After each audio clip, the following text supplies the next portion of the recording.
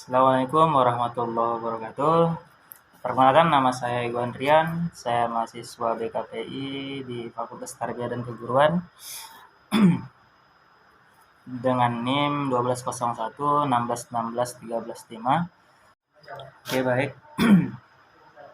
Tujuan saya di sini untuk membahas tugas mata kuliah BK Industri dan Organisasi yang diampu oleh dosen Bapak Dr. Subhan. Baik, langsung saja. Yang pertama itu judulnya tentang layanan bimbingan dan konseling industri dan organisasi. Nah, bimbingan dan konseling industri adalah pembahasan suatu masalah dengan seorang karyawan yang mempunyai masalah dengan maksud untuk membantu karyawan tersebut agar dapat mengatasi masalah secara lebih baik. Konseling itu tujuannya untuk memperbaiki kesehatan mental karyawan tersebut. Langsung saja, yang kedua itu media layanan bimbingan dan konseling industri dan organisasi BK Industri dan Organisasi. Nah, beberapa pakar manajemen juga mengungkapkan bahwa pengawasan ataupun mempunyai nilai yang sama pentingnya dengan fungsi perencanaan. Berhasil dalam mencapai suatu tujuan sepenuhnya ditentukan oleh pelaksanaan rencana, setengahnya dan lebih ditentukan pengawasan yang dilakukan pihak manajemen pada pihak-pihak yang bersangkutan. Pengawasan adalah kegiatan yang sangat penting dalam mengikuti dan mengarahkan fungsi-fungsi manajemen lainnya. Pengawasan dilakukan dengan maksud untuk mengukur tingkat evaluasi, efektif kerja profesional, dan tingkat efisiensi penggunaan metode atau alat tertentu guna tercapai tujuan tersebut. Oke, selanjutnya yang ketiga itu bimbingan dan konseling dalam strategi SDM. 5 langkah proses membangun strategi. Yang pertama itu menetapkan tujuan-tujuan bisnis strategi yang mengidentifikasi struktur organisasi yang cocok, mengevaluasi kebutuhan SDM tersebut. Konsultasi dengan pekerja tentang kebutuhan strategi, menerapkan strategi sumber daya manusia. Menurut Fikih 2021 ada empat fungsi bimbingan dan konseling. Yang pertama itu fungsi preventif, yaitu membantu individu menjaga ataupun mencegah timbulnya masalah bagi dirinya tersebut. Yang kedua, fungsi kuratif ataupun korektif, yakni membantu individu memecahkan masalah yang sedang dihadapi ataupun dialaminya.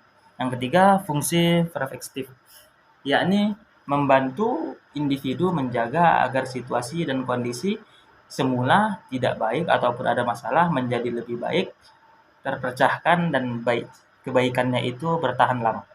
Selanjutnya itu fungsi developmental ataupun pengembangan, yakni membantu individu memelihara dan mengembangkan strategi dan kondisi yang telah baik agar tetap menjadi baik. Oke, selanjutnya itu ada yang keempat, BK Industri dan Organisasi. Manajemen sumber daya manusia ataupun MSDM merupakan salah satu bidang manajemen umum yang meliputi segi-segi perencanaan, pengorganisasian, pelaksanaan, dan pengendalian. Proses ini terdapat dalam bidang ataupun fungsi produktif, masalah keuangan, ataupun kepegawaian. Oke, selanjutnya itu adalah yang kelima, keragaman individu dalam organisasi. Perilaku individu dalam organisasi adalah bentuk interaksi antara karakteristik individu dan karakteristik organisasi.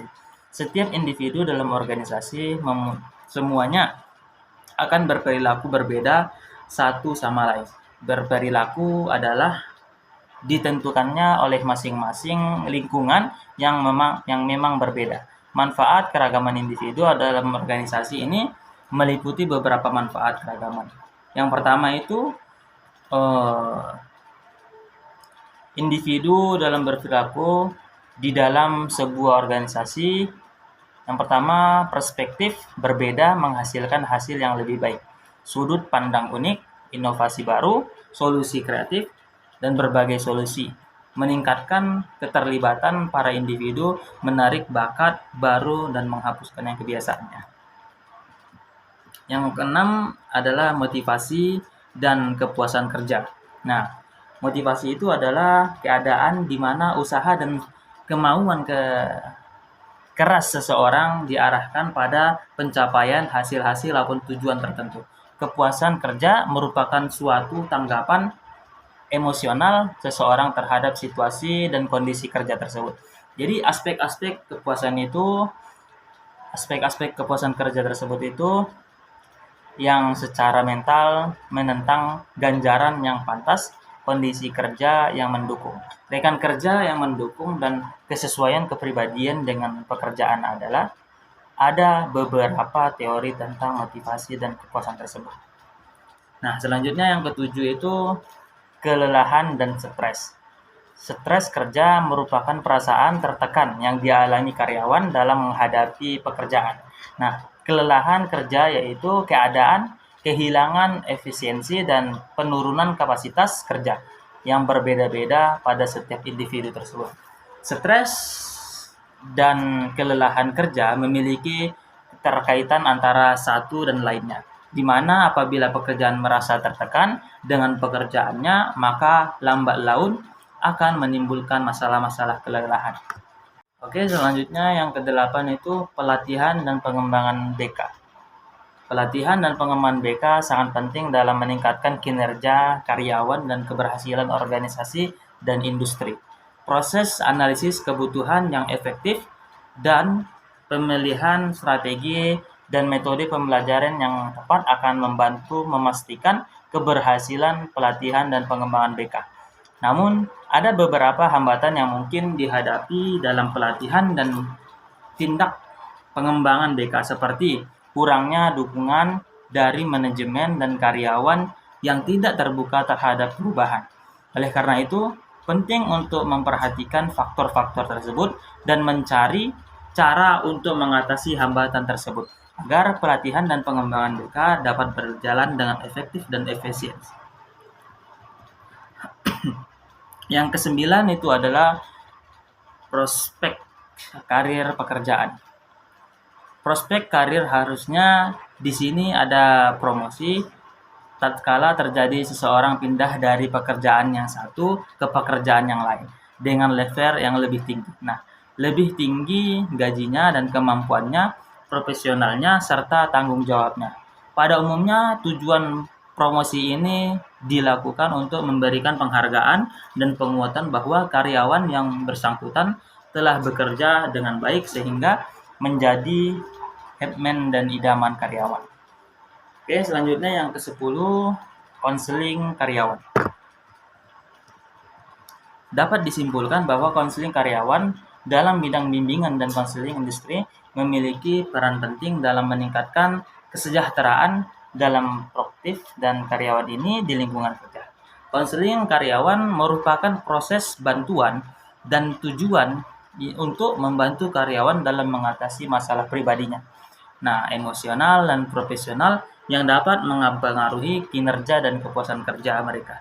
Prinsip-prinsip konseling karyawan seperti kerahasiaan, keterampilan konselor, keberagaman budaya dan nilai, serta keterlibatan karyawan dalam proses konseling menjadi landasan penting dalam menjalankan praktik konseling yang efektif dan etis.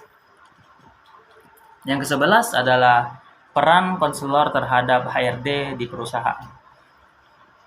Nah, menyediakan dukungan emosional, konselor dapat memberikan dukungan emosional kepada karyawan dalam menghadapi stres, konflik, ataupun masalah-masalah pribadi yang dapat mempengaruhi kinerja mereka.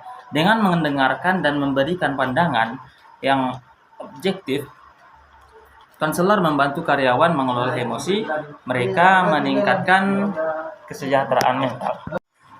Menyediakan bimbingan karir, konselor dapat membantu karyawan dan mengidentifikasi tujuan karir mereka, mengevaluasi keterampilan dan minat, serta merencanakan langkah-langkah yang diperlukan untuk mencapai tujuan tersebut. Dengan memberikan saran dan bimbingan, konselor membantu karyawan dalam mengembangkan dan merencanakan karir yang memuaskan. Membantu dalam pengembangan keterampilan, konselor dapat memberikan pelatihan ataupun pengajaran keterampilan tertentu kepada karyawan yang mungkin membutuhkannya. Misalnya, konselor dapat memberikan pelatihan dalam manajemen stres ataupun komunikasi efektif atau pemecahan masalah. Dengan meningkatkan keterampilan karyawan, konselor mendukung pengembangan emosional mereka, membantu manajemen dan penyelesaian konflik. Konselor dapat berperan sebagai mediator dalam penyelesaian konflik antar karyawan. Konselor dapat berperan penting atau antar karyawan yang manajemen. Dengan menggunakan teknik mediasi dan negosiasi, konselor membantu pihak yang terlibat dan konflik untuk mencapai pemahaman bersama dan mencapai solusi yang memuaskan. Mendorong lingkungan kerja yang sehat. Konselor dapat bekerja sama dengan HRD untuk mengembangkan kebijakan dan praktik yang mendukung kesejahteraan karyawan tersebut. Nah, yang terakhir itu bimbingan belajar karyawan. Tujuan konseling karyawan adalah menghasilkan sumber daya manusia ataupun karyawan yang bermain dan bertakwa, memiliki dasar pemahaman dan kesadaran diri yang kokoh, mengabdikan diri secara profesional atas dasar acuan norma-norma profesional maupun bekerja sama dengan sesama karyawan atasnya, serta sangat membanggakan oleh keluarga dan masyarakat. Proses konseling seorang konselor dituntut untuk dapat menunjukkan perilaku secara efektif, baik perilaku verbal ataupun non-verbal. Oke, mungkin sekian dari presentasi saya ataupun kesimpulan yang dapat saya ambil dalam mata kuliah BK Industri dan Organisasi ini. Apabila ada kekurangan, saya mohon maaf. Saya akhiri. Assalamualaikum warahmatullahi wabarakatuh.